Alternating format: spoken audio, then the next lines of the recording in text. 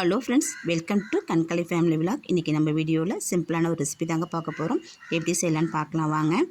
ஒரு வடைச்சட்டியை அடுப்பில் வச்சுட்டேன். சட்டி நல்லா காஞ்சதுக்கு அப்புறம் தேவையான அளவுக்கு எண்ணெய் ஊற்றிக்கோங்க. எண்ணெயை கொஞ்சம் கூடுதலாகவே ஊற்றிக்குங்க. அப்போ தான் நம்ம எல்லாமே வதக்கிறதுக்கு ஈஸியாக இருக்கும், சுவையும் அதிகமாக இருக்கும். எண்ணெய் காஞ்சதுக்கப்புறம் தேவையான பொருள்லாம் சேர்த்துக்கலாங்க. நான் கொஞ்சம் போல் தாளிப்பதற்கு சோம்பு சேர்த்துருக்கேன், 4 கிராம்பு, 2 துண்டு பட்டை, ஒரு அன்னாசிப்பூ சேர்த்துருக்கேன். கூடவே லவங்கப்பூ, ஒரு ஏலக்காய், இது மட்டும் கொஞ்சமாக சேர்த்துக்குங்க. லவங்கப்பூ அதிகமாக சேர்த்துறாதீங்க. அதுக்கப்புறம் 2 மீடியம் சைஸ் வெங்காயம், பெரிய வெங்காயம் எடுத்து வச்சுருக்கேன், சின்ன சின்னதாக கட் பண்ணி. இது நல்லா கண்ணாடி பக்கத்துக்கு வதங்கி வரட்டும். நீங்கள் சின்ன வெங்காயம் கூட சேர்த்துக்கலாம், இன்னும் டேஸ்ட் அதிகமாக இருக்கும். கண்டிப்பாக இந்த அளவுக்கு நமக்கு வெங்காயம் நல்லா சிவந்து வரணும், அப்போ தான் ருசி அதிகமாக இருக்குங்க. இது நல்லா சிவந்து வந்ததுக்கப்புறம் இது கூட 2 டேபிள் ஸ்பூன் அளவுக்கு இஞ்சி பூண்டு சேர்த்துக்கிறேன். இஞ்சி பூண்டு தேவைக்கேற்ப சேர்த்துக்குங்க. இஞ்சி பூண்டோட பச்சை மணம் போகிற அளவுக்கு நம்ம நல்லா வதக்கி விட்டுக்கலாம். வதக்கி விட்டதுக்கப்புறம் இதுக்கு தேவையான அளவுக்கு நான் தக்காளி பழம் சேர்த்துக்கிறேன். 2 மீடியம் சைஸ் பழுத்த தக்காளி கட் பண்ணி சின்ன சின்னதாக வச்சுருக்கேன், இதை அது கூட சேர்த்துக்கலாம். தக்காளி பழம் சேர்க்கும்போது நம்ம சின்னதாக கட் பண்ணி சேர்த்தோம்னா ஈஸியாக வெந்து வந்துடும். இதுக்கு தேவையான உப்பை இறுதியில் சேர்த்துக்கலாங்க, முன்கூட்டி சேர்த்துட வேண்டாம். வெங்காயம் தக்காளி நல்லா வதங்கி வரணும். வதங்கி இந்த அளவுக்கு குழைய இருந்தால் தான் நம்ம செய்ய போகிற கிரேவியோட சுவை அதிகமாக இருக்குங்க. நம்ம எந்த அசைவ பொருள் செஞ்சாலும் சரி, வெங்காயம் தக்காளி இந்த அளவுக்கு நல்லா வதங்கி வரணும், அப்போ தான் சுவை நல்லா இருக்கும். இது கூட தேவையான அளவுக்கு உப்பு சேர்த்துக்கிறேன். நான் கல்லுப்பு தாங்க சேர்த்துக்கிறேன். முடிஞ்ச அளவுக்கு சாப்பாட்டில் கல்லுப்பையே சேர்த்துக்குங்க. வெங்காயம் தக்காளி நல்லா குழைய வெந்துட்டு இது கூட நான் அலசி கட் பண்ணி வச்சுருக்கிறேன் நான் கறியை சேர்த்துக்கிறேங்க. நான் இன்றைக்கி சிக்கன் சேர்த்துருக்கேன். இதே மெத்தடில் நீங்கள் மட்டனும் சேர்த்து நம்ம செய்யலாம். சிக்கனை நம்ம நல்லா கிளறி விட்டுடலாம். 2 வதக்கு நல்லா வதக்கணுங்க. எண்ணெயிலேயே இந்த சிக்கன் கொஞ்சம் நேரம் நமக்கு வதங்கி வரணும். வதங்கி வந்ததுக்கப்புறம் நம்ம தேவையான மசாலா பொருள்லாம் சேர்த்துக்கலாங்க. சிக்கனை எண்ணெயில் நல்லா வதக்கிட்டு நம்ம செய்யும்போது சுவை நல்லா இருக்குங்க. வதக்கினதுக்கப்புறம் தேவையான மசாலா சேர்த்துக்கலாம். இது கூடவே 1 ஸ்பூன் அளவுக்கு சீரகத்தூள் சேர்த்துக்கிறேன். நம்ம சிக்கன் செய்யும்போது சீரகத்தூள் சேர்த்து செஞ்சோன்னா நல்ல செரிமானத்தையும் கொடுக்கும். அது மட்டும் இல்லாமல் அந்த சிக்கனில் இருக்கிற நான்வெஜ் வாடையும் கொஞ்சம் கூட நமக்கு இருக்காது.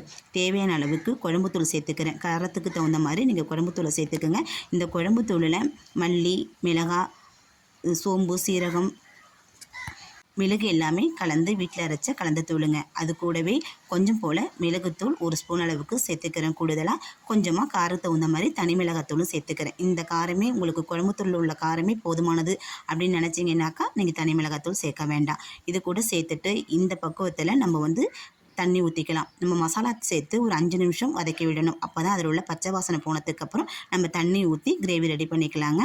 நமக்கு எந்த அளவுக்கு கிரேவி தேவையோ அந்த அளவுக்கு தண்ணி ஊற்றிக்கலாம்.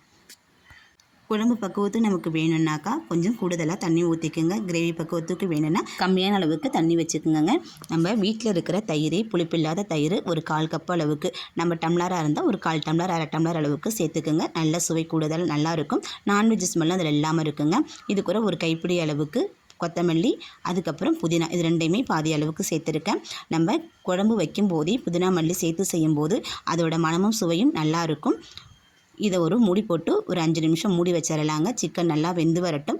இடையில நீங்கள் மூடி எடுத்துட்டு கிளறி கொடுங்க, இல்லைன்னா குழம்பு அடியில் உட்காந்துரும். நீங்கள் குழம்பு வைக்கிற மாதிரி இருந்ததுன்னா கொஞ்சம் கூடுதலாக தண்ணி சேர்த்துட்டு 2 உருளைக்கிழங்கு, கத்திரிக்காய், முருங்கைக்காய் போட்டு குழம்பு வச்சிங்கன்னா குழம்பு நல்லாயிருக்கும். இறக்க போகிற பக்குவத்தில் கொஞ்சம் போல் தேங்காயும் சோம்பும் அரைச்சி ஊற்றி எடுத்திங்கன்னா செமையாக இருக்கும் குழம்புக்கு. இது நான் கிரேவி பக்குவத்தில் தாங்க வைக்க போகிறேன். நல்லா குழம்பு கொதிச்சு வந்துருச்சு. 4 பக்கமும் ஓரங்களாக வறண்டி விட்டு கொஞ்சம் வற்ற வச்சு நம்ம எடுத்துக்கலாங்க. குழம்பு வற்றி ஓரளவுக்கு நமக்கு இந்த பக்குவத்துக்கு வந்துருச்சு. இந்த ஸ்டேஜில் இருந்தால் போதுங்க. தோசைக்கு, இட்லிக்கு, சாப்பாட்டுக்கு, சப்பாத்திக்குன்னு இந்த சைடு சூப்பராக இருக்கும். இந்த பக்குவத்தில் நீங்களும் செஞ்சு பாருங்கள், டேஸ்ட்டும் செமையாக இருக்குங்க. நம்ம கறி எடுத்து எப்போயும் ஒரே மாதிரி செய்வோம். இந்த மாதிரி ஒரு முறை நீங்களும் செஞ்சு பாருங்கள், டேஸ்ட்டு செமையாக இருக்கும், சுவையும் கூடுதலாக இருக்கும். இறக்கும்போது கொஞ்சம் போல் கொத்தமல்லி தூவி நம்ம இறக்கிட்டோம்னா சூப்பரான சிக்கன் கிரேவி ரெடி ஆகிடுச்சுங்க. எனக்கு தெரிஞ்ச மாதிரி சிக்கன் கிரேவி உங்கள் கூட ஷேர் பண்ணியிருக்கேன். வீடியோ பிடிச்சா லைக் பண்ணுங்கள். என் சேனலை சப்ஸ்கிரைப் பண்ணி சப்போர்ட் பண்ணுங்கள். எனக்கு சப்போர்ட் பண்ணி சப்ஸ்கிரைப் பண்ணுற அனைவருக்கும் நன்றி. மற்றொரு பதிவில் சந்திப்போம்.